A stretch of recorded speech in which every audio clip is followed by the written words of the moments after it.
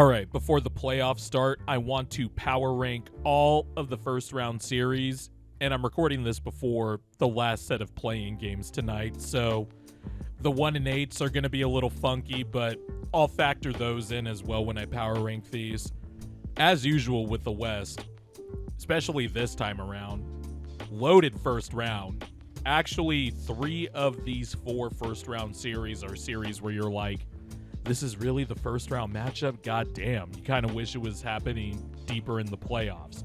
We also have some exciting series on the eastern side of the bracket with a couple of legacy franchises and then also a budding new little rivalry. So without any further ado, let's start with, I'm going to go bottom up just so I can, keep you in suspense, keep you listening to this video.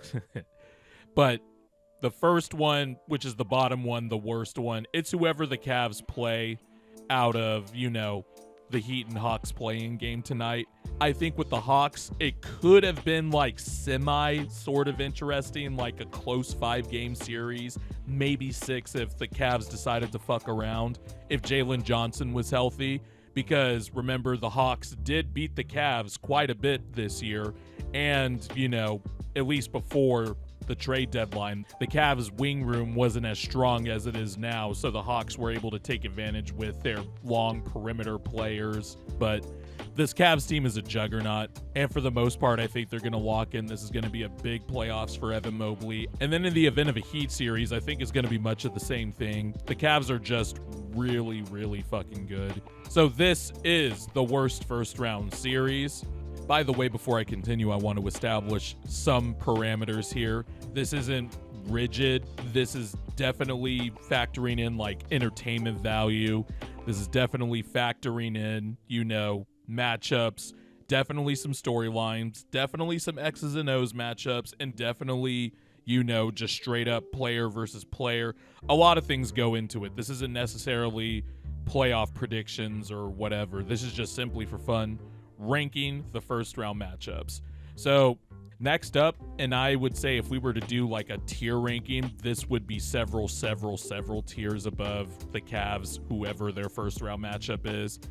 This next series, I'm actually sort of interested in. Definitely a Thunder Grizzlies first round series, just from the standpoint of, I know the Thunder are going to win this series. The Grizzlies defense has been terrible since, the new year, basically. They fired their head coach with weeks to go in the playoffs.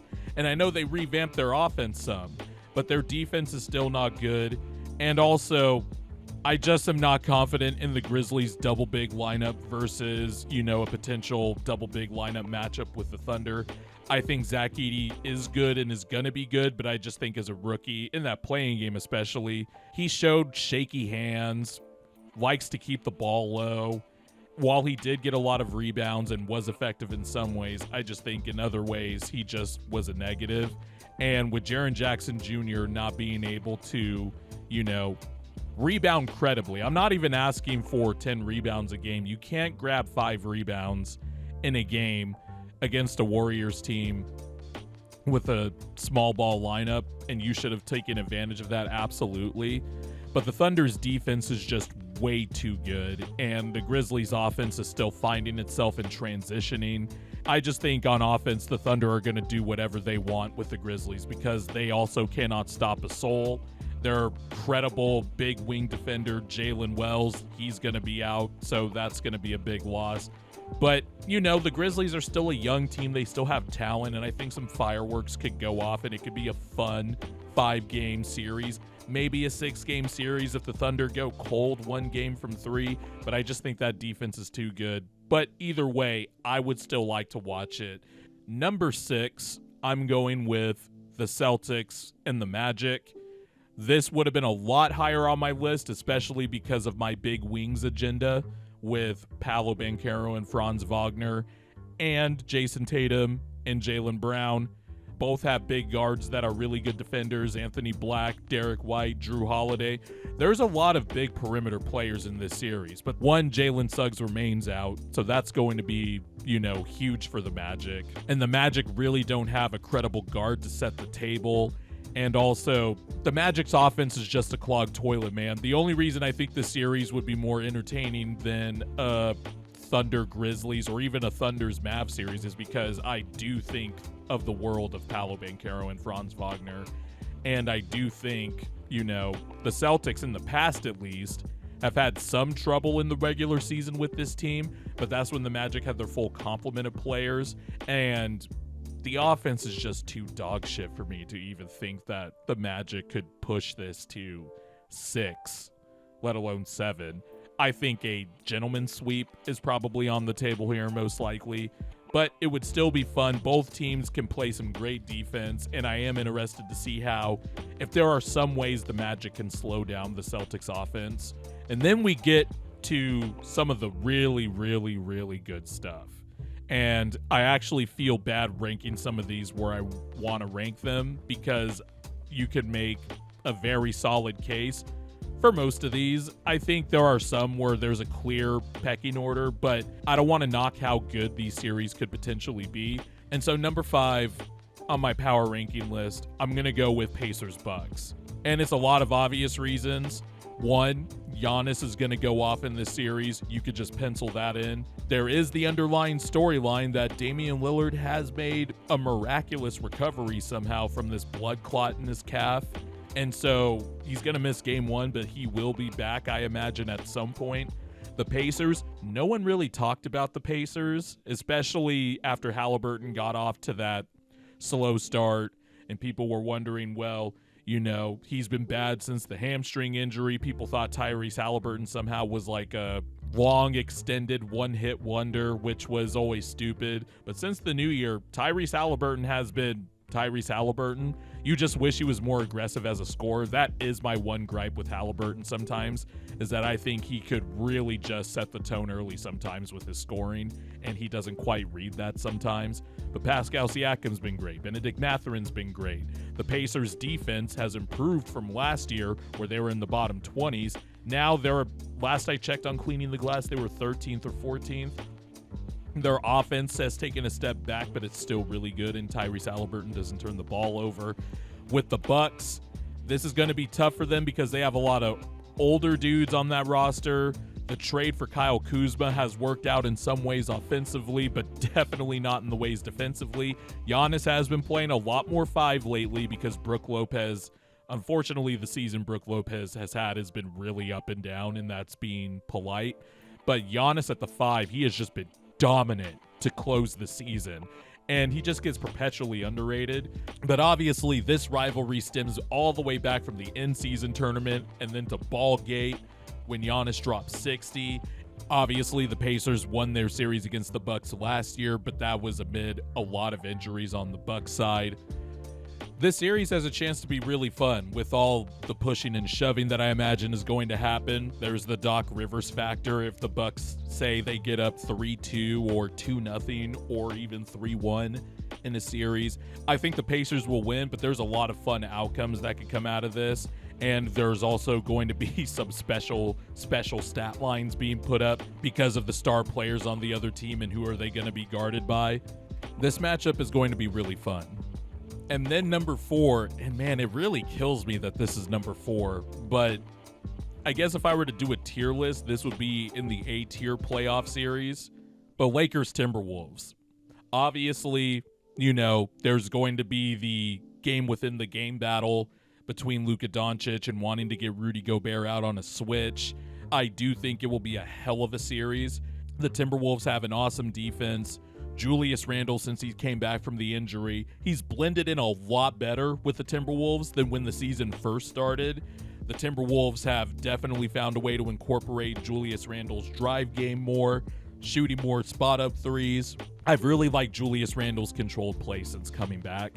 And Anthony Edwards, it is clear he is approaching this series just based on his demeanor in the media and all that stuff lately. He's approaching this with a seriousness because the Timberwolves want to get back to the Western Conference Finals. This team was in the Western Conference Finals last year, and they traded away one of their best players, a guy that was crucial in getting them to the Western Conference Finals. But now this is completely Anthony Edwards' show, and I am excited to see this is basically the start of the trajectory. This is Anthony Edwards' team. He no longer has Cat with him, and this is the complete Anthony Edwards show. But this is also the start of the Luka Doncic and LeBron James era in the playoffs, and the coaching matchup with JJ Redick and Chris Finch is going to be fascinating.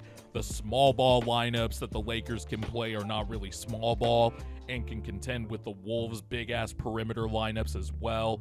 This is going to be a fascinating series. Is Mike Conley too old? Can he make an impact in this series? Can the Lakers' other role guys like Gabe Vincent and Jordan Goodwin, who have been playing well since the new year, and Jordan Goodwin coming off of the, waiver wire basically, can they play well? It's going to be an awesome series. I cannot wait to watch this, but unfortunately, it's number 4 for me, which is crazy to say. Number 3, and I really can't believe this is number 3. I guess this would still be in the A-tier series for me, but it's just a little bit above. Like I said in my Golden State video, Warriors-Rockets, still getting that in 2025, just absolutely incredible. There's so many underlying stories here. Obviously, the Warriors and Rockets and their playoff battles during the prime Houston Harden era, but also the underlying thing of Ime Udoka coaching the Celtics in the 2022 finals and losing to this Warriors team, and is now going to coach against this same Warriors team, basically with Jimmy Butler added. Obviously, it's a little bit different. Obviously, the start of the playoff era for the Jimmy Butler, Steph Curry, Draymond Big Three. Can Houston solve some of their offensive issues in the half court? Is Şengün going to up his efficiency and his points per game and be that Jokic-like type hub? Is Jalen Green going to be consistent in this series and be the one perimeter shot creator that is just unguardable, especially when you get like Steph on a switch or whatever? Are the Houston Rockets just going to be too physical for an older Warriors team? And if the Warriors come out of the series, how beat up will they be? There's a lot of fascinating stuff here, man. And this Houston Rockets team, they take no shit. I have questions about their half-court offense like everybody else does on planet Earth, but god damn it, this team is fun. They're physical. They don't take no shit, and that is also a byproduct of their head coach, who also very historically does not take shit. This is going to be a fun-ass series. You could probably guess who I'm leaning. I'm going Warriors in 7, but just from an entertainment value perspective, people are going to be introduced to Amen Thompson, who is just going to be a key guy in this series. Number 2, and I really wanted to put this at 1. I really did. I truly did want to put this at 1. Just because some of the storylines in this series are more appealing to me, but it'll have to settle for number 2. Knicks Pistons. This is going to be a fun series, man. I don't take the Knicks seriously as a team that could get to the Eastern Conference Finals, but I really love the storyline of the Pistons, who have tripled their win total from a year ago, basically, have this clear rising superstar. One superstar that I have never given up on, and I know it's weird to say that, I never sold my stock on the first overall pick in the draft, but the discourse around Cade Cunningham got really weird after his shin injury. And people were kind of questioning, could he be the guy? Could he be this? And I'm like, did you guys not remember the post-All-Star break in his rookie year where he was, looking like a 6'6", 6'7" point guard who was showing clear signs that he could shoot the pull-up. He just needed the reps at it. And now look at Cade Cunningham. And I think this is actually a matchup where Cade Cunningham clearly loves this matchup. The drop coverage with Cat or with Mitchell Robinson, the fact that even if the Knicks switch, OG Anunoby's going to be really huge in this series, depending on how the Knicks cover the Cade Cunningham pick and roll. But Cade's just going to eat up that drop coverage with his pull-up 3, and if the Knicks switch, I don't think the Knicks can be that big of a deterrent for a guy that's still 6'6", 6'7". Malik Beasley's just having an absolutely insane year shooting the ball from three. But then you got on the other side, Jalen Brunson and Karl Anthony Towns. The Pistons definitely have some guys they could throw at for those matchups, but Jalen Brunson is just so good at snaking his way into the paint. Karl Anthony Towns, one, playing with a lot of confidence, but also just popping out on those pick and rolls.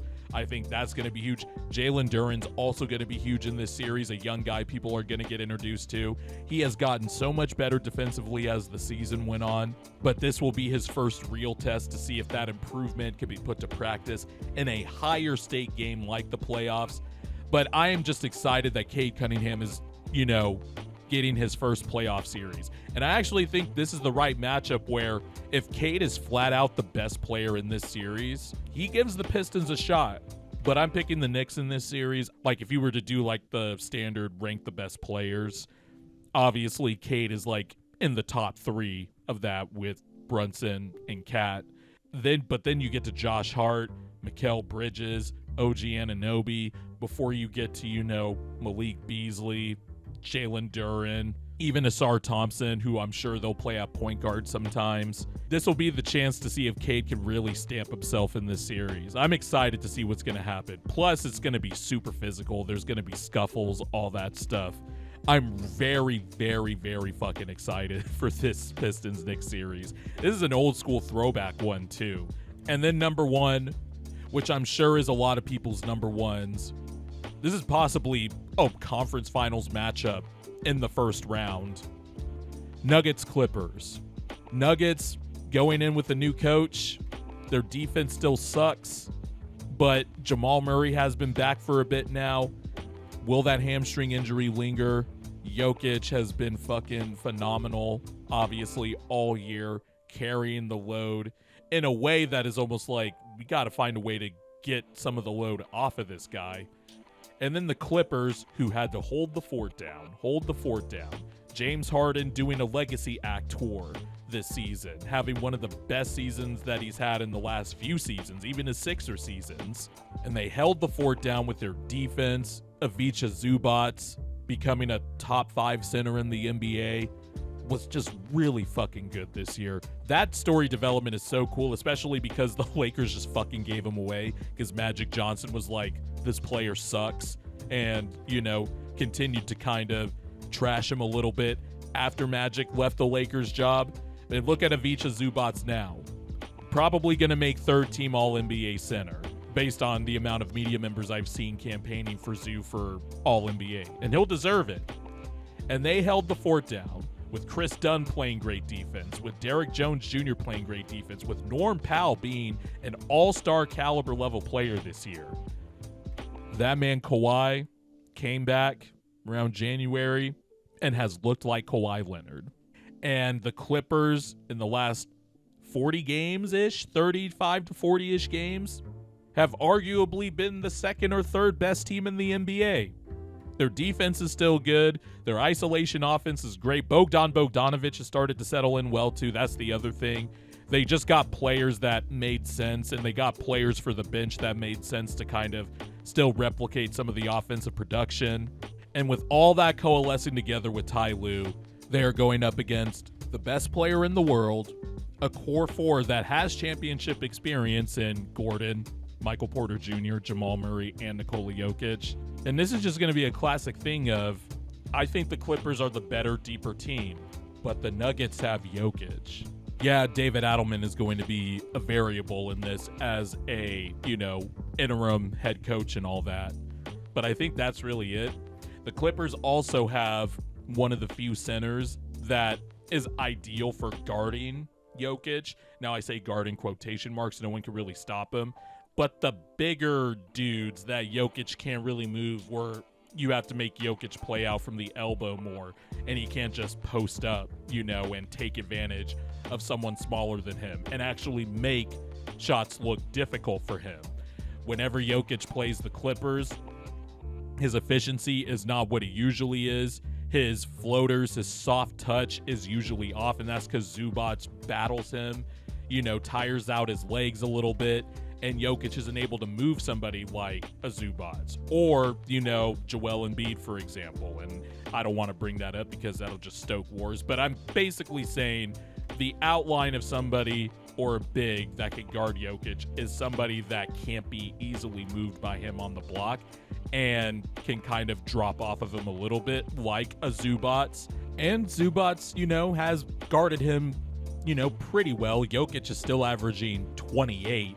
But the thing you have to look at is he makes him work. And Jokic has shot 48% in his last 8 games against the Clippers. And is also averaging 9.8 rebounds. So the Clippers, they do some stuff that can make Jokic work. Now look, Jokic is the ultimate problem solver. I am sure he'll have like a slight inefficient game in like game 1 or game 2, but as the series goes on, Jokic is going to figure stuff out. It's the other end also for me.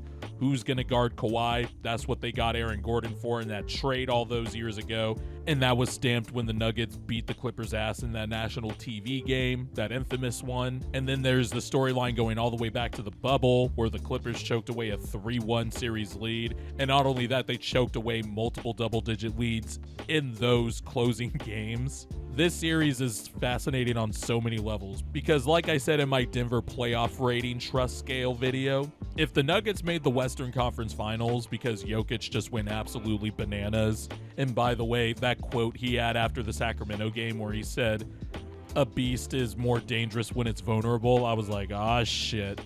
Probably should have upped the rating on the scale a little bit more. But yeah, I'm rambling at this point. This series is going to be so fucking fun to watch, and I think it is the best one. Let me know what you guys think in the comments below. This went a little long, but I thought this was fun.